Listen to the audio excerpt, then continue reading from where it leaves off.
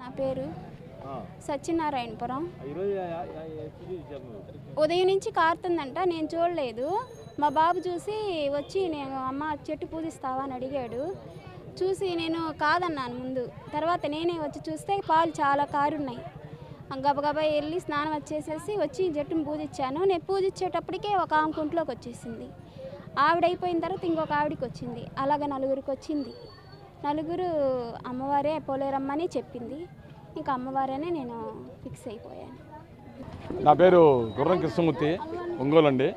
మా ఇల్లు ఏనుచెట్టు దగ్గర.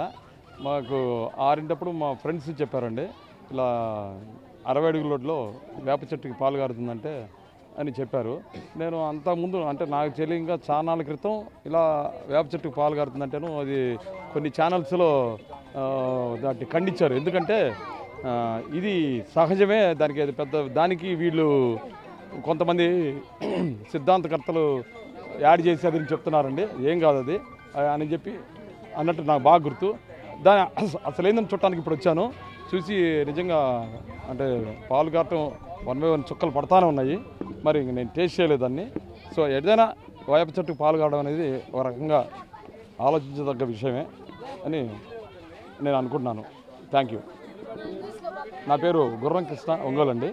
ఏదైనా మొత్తానికి ఇది ఒంగోలులో సంచలనమే అని అనుకుంటున్నాను.